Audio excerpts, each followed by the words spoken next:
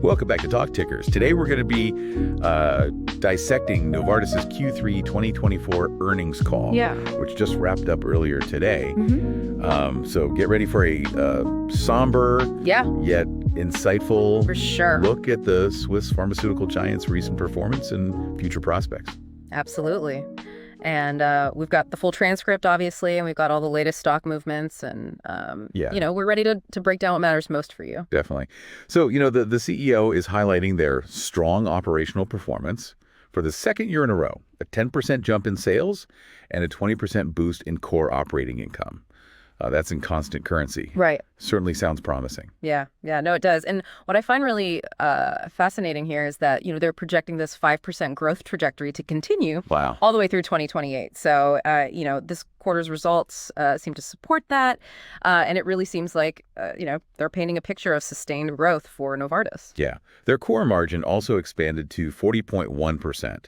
Right. That's a sign of financial health. Absolutely.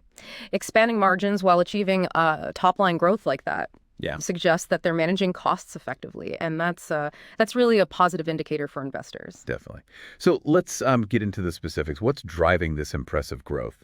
They highlighted several key drugs.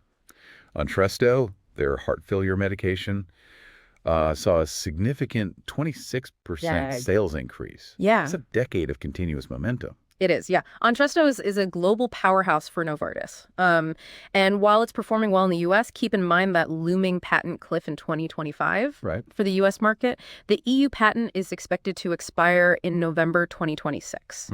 However, Entresto's strong global sales, especially in China for hypertension treatment and with extended patent protection in Japan, at least until 2031, are definitely mitigating factors. Wow. Okay. Another standout performer is Cosentyx, their treatment for psoriasis and arthritis, which achieved a remarkable 28% growth this quarter. Big one, yeah. And the new launches for hidradenitis suppurativa, or HS, and the intravenous formulation, Cosentyx the Fourth, are major contributors to this success. Okay. In the U.S., adoption of Cosentyx the Fourth is accelerating, though it might take a while for that full sales potential to be realized because of the recent permanent J-code implementation. And they're even hinting at potentially exceeding the $7 billion peak sales forecast, especially with upcoming launches for polymyalgia rheumatica and giant cell arteritis planned for 2025. Wow, it seems like they have a lot to look forward to with Cosentyx. Definitely. Moving on to Kisqali, their breast cancer treatment. Right. It's making waves in both the metastatic and early breast cancer markets. It is. Kisqali's success is solidified by the FDA's approval with a broad label mirroring the NATALEE study population. Plus, it secured a coveted Category 1 NCCN guideline recommendation, meaning doctors across the U.S. are likely to prescribe it, giving Novartis a strong market position. Wow. They're also expecting approval from the European Commission soon. The expansion into the early breast cancer market effectively doubles Kisqali's eligible patient pool compared to the metastatic breast cancer market alone, signaling significant potential for Novartis. That's a strategic win for them. Now let's talk about Pluvicto. Okay. Their prostate cancer drug. Right. It's showing steady performance in the post-taxane setting, but there's a lot of anticipation surrounding the 2025 launch for the PSMA4 population, which is metastatic castrate-resistant prostate cancer. Pluvicto saw a 50% surge in sales this quarter. If we factor out a one-time European price adjustment, that growth is still a healthy 36%. Okay. The FDA's acceptance of the PSMA4 filing suggests a potential launch in the first half of 2025. Notably, Novartis is ramping up manufacturing in China and Japan to address the anticipated demand in those markets. And then there's Scemblix, their leukemia drug, which recorded a staggering 72% growth in Q3. Yeah, big one. It seems to be on its way to becoming the preferred treatment for third-line CML. Yeah. Scemblix is already leading the pack globally in both new-to-brand and total prescriptions, and they're anticipating FDA approval for first-line CML any day now. Okay. Submissions for approval in China and Japan are complete, with a European submission planned for 2025. Wow. It's safe to say Scemblix is a rising star in Novartis' portfolio. Finally, let's discuss Levodopa. Okay. Their cholesterol-lowering injection, which continues its strong growth trajectory, especially outside the U.S. Yeah. What's remarkable is that Levo's growth is outpacing the overall advanced lipid-lowering market. Okay. This means Novartis is gaining market share, indicating successful market penetration. Gotcha. More and more facilities are ordering Levo, showing broader acceptance within the medical community. Yeah. Adding to the positive news, their V-Monono trial demonstrated Levo's superiority as a monotherapy, which could potentially open doors to expansion into new treatment settings in the future. So they've got this impressive lineup of star performers. Yeah. But I have to ask, can they sustain this momentum with some of those looming patent expirations? That is the million-dollar question. Yeah. We'll delve into their financial performance and future outlook next. So let's dive into the financials. Okay. Novartis reported a Q3 revenue of $12.87 billion, a robust 9.6% increase year over year. Yeah. What's even more eye-catching is their net income, which surged to $3.25 billion, a whopping 40.16% jump. Wow. Those numbers are certainly impressive. Yeah. It seems like they're firing on all cylinders financially. They are, yeah. Their diluted EPS came in at $1.59, a significant 43.24% increase. Okay. Their net profit margin is also looking very healthy, indicating, strong profitability. Yeah. The question now is, can they translate this financial strength into future growth as they face those looming patent cliffs? Right. Right. That's the big question, isn't it? Speaking of the future, they did mention some exciting developments in their pipeline beyond their current star performers. Yeah. Anything that caught your attention? Yeah. They're making a substantial investment in radio-ligand therapy, or RLT. RLT. They've been actively acquiring companies and technologies in this space, clearly seeing it as a major growth driver moving forward. RLT, that sounds pretty complex. It is, yeah. Could you explain it in simpler terms for our listeners? Yeah, imagine a guided missile targeting cancer cells with incredible precision. Okay. That's essentially what RLT does. Yeah. It uses radioactive isotopes attached to molecules that bind specifically to cancer cells, delivering a lethal dose of radiation directly to the tumor while minimizing damage to healthy cells. Does it look like a smart bomb taking out the enemy while protecting civilians? That's a great analogy, yeah. Okay. Novartis is developing multiple RLT programs targeting various cancers. Yeah. They've even begun construction of 2 new facilities in the U.S. dedicated to supporting this expanding portfolio. Wow. Really demonstrating their commitment to this technology. It seems they're going all in on RLT. They are. What else is brewing in their pipeline beyond this cutting-edge therapy? They have a number of intriguing early-stage programs across their core therapeutic areas, cardiovascular disease, oncology, immunology, and neuroscience. Okay. One area they're particularly focused on is siRNA therapies, which involve gene silencing technology. Gene silencing, that sounds like science fiction. It does, right. Yeah. But it's becoming a reality. Wow. siRNA therapies essentially work by switching off specific genes that are involved in disease processes. Okay. So instead of just treating symptoms, they're addressing the root cause at a genetic level. That's fascinating. Yeah. It seems like they're pushing the boundaries of medical innovation. They are, yeah. What conditions are they exploring siRNAs for? They're investigating siRNAs for a wide range of conditions, including hypertension, high cholesterol, and even neurological disorders. Wow. This demonstrates their commitment to exploring new frontiers in medicine. It's encouraging to see them investing in such groundbreaking research. But as you mentioned earlier, a robust pipeline doesn't always guarantee success. Right. Drug development is a high-stakes game with no guarantees. You're absolutely right, yeah. Not every promising candidate makes it to market. Yeah. Drug development is a long, arduous process, riddled with hurdles. Right. However, Novartis has a proven track record of bringing innovative therapies to patients, making them a company to watch closely. Definitely.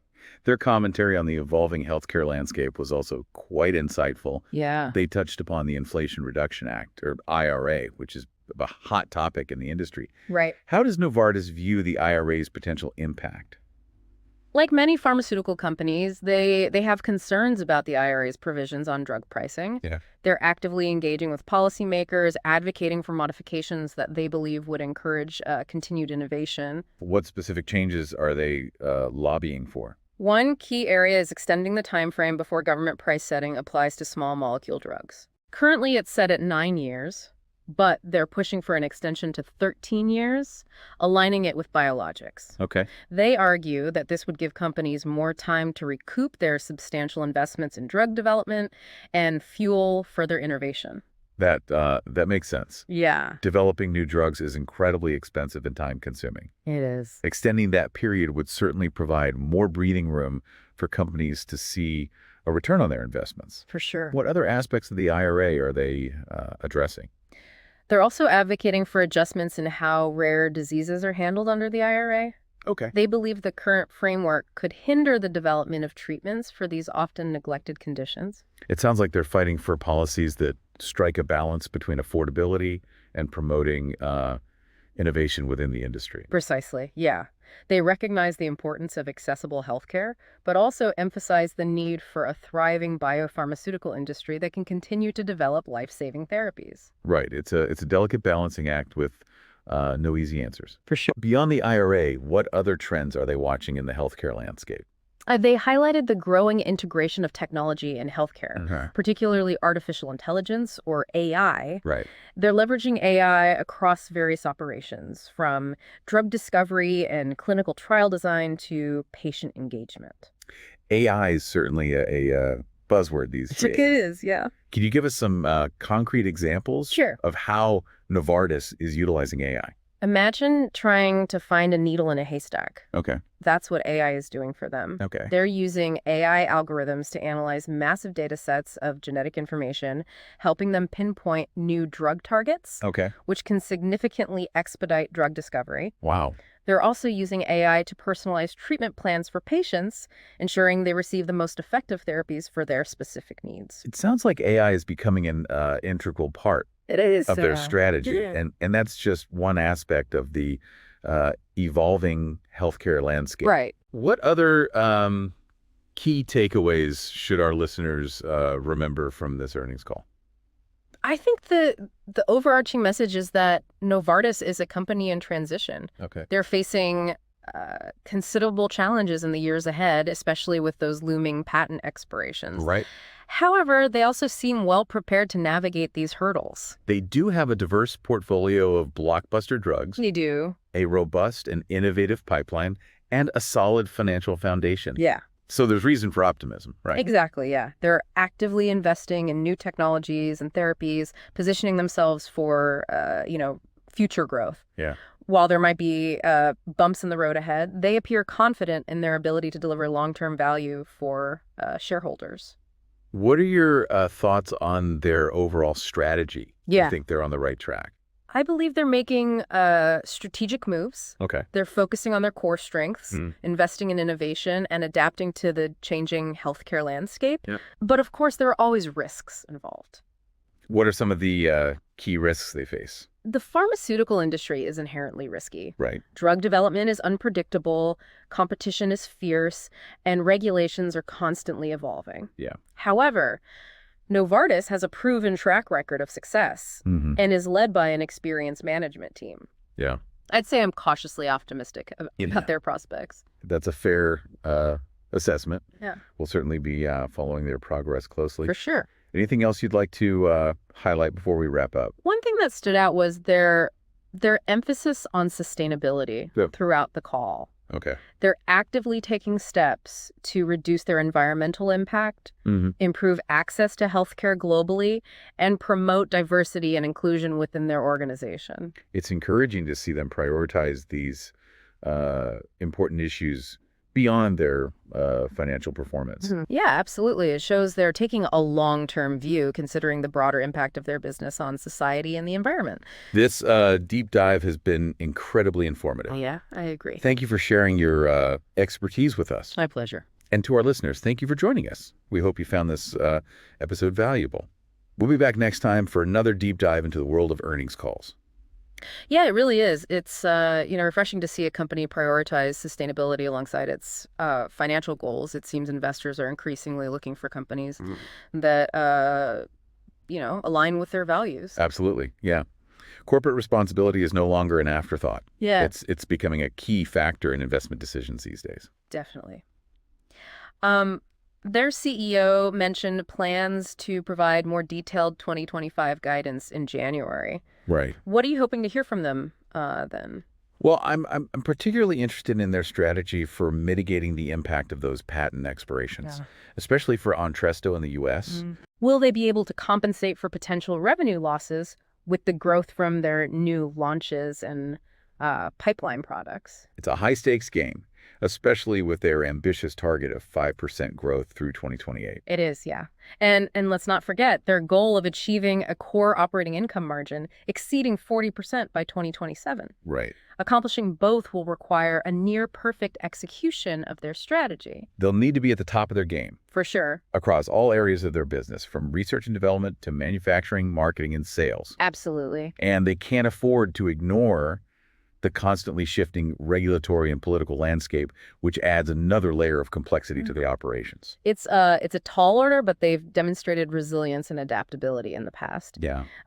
So what are your final thoughts on Novartis?